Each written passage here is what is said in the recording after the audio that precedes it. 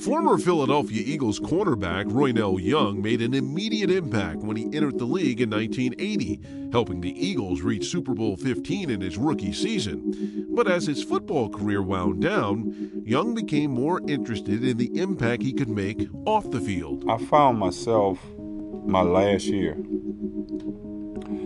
being more occupied with those things that were outside of Veterans Stadium. So I found myself wanting to spend more time, interacting in the community.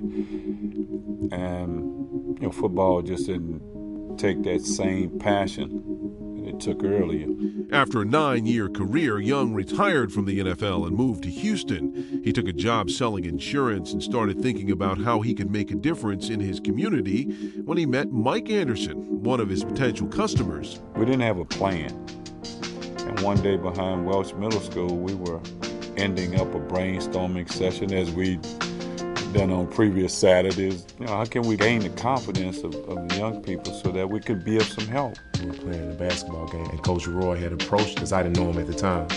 And he approached us and asked us if they beat us in a game of basketball, we owed them 15 minutes of our time. I said, look, if we win, we just want to talk to you. If you win, we'll buy a soda and pizza. They jumped on that. They beat us, of course. They cheated that way. They beat us. But we won. I said, okay, guys, it's no big deal. We'll still buy some pizza, but look, just sit down and talk with us. And so they began to share what was going on in their world. His conversation was not like any other man's conversation to a young man. He asked us about life.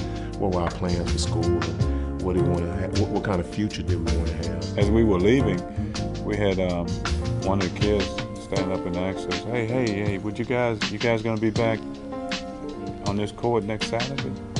And eventually it grew to about 300, almost 400 guys, probably about 3 or 4 months down the line. Young and Anderson decided to make the most of their growing popularity and establish themselves as an official nonprofit organization called ProVision. In addition to the original manhood development program, ProVision now also operates a job training enterprise academy and the first all-male public charter school in the state of Texas, which now serves 125 at-risk students. Okay, so you're here for the same thing he's here for. So I don't understand why you're fighting each other. What we try to do is help young men reconstruct value systems that will allow for them to make healthier choices. We take those young men, teach them the appropriate social skills so that they can sit down in the classroom and listen, and then we can teach them. What they teach me now is that when you're in a class, it's basically like a team.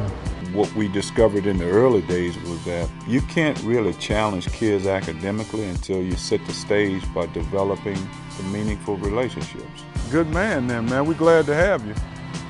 Hopefully you end up, man, and doing something special so we can support you too. Our environment is nurturing, redemptive, and it's not punitive. Over here, they try to find out what went wrong and why it went wrong. When the ball goes, we put the ball down and then we get it in play.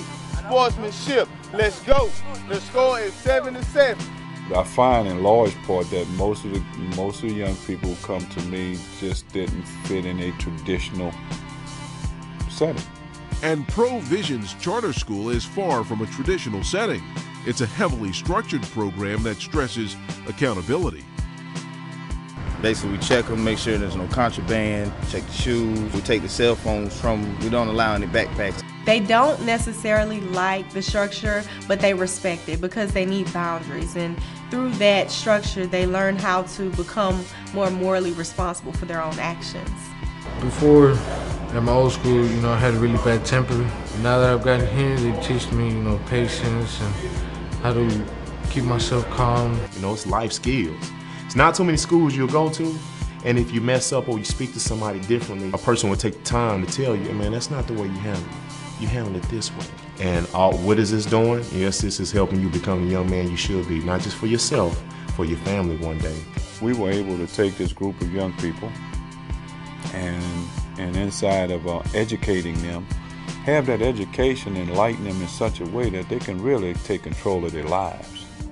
And after leasing various spaces around Houston for the past 19 years, ProVision is in the process of relocating to a brand new building on their own 16-acre campus, built primarily with private funding.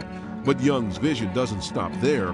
ProVision is currently in the midst of a capital campaign to raise an additional $4 million for a gymnasium, and there are also plans to establish a high school. This has been a long, winding road for 19 years, but it has culminated in ProVision finally having a permanent home. And you know what's missing today? Are the sounds of kids, running up and down the field, being kids. When those things take place, then you'll see a big smile on my face.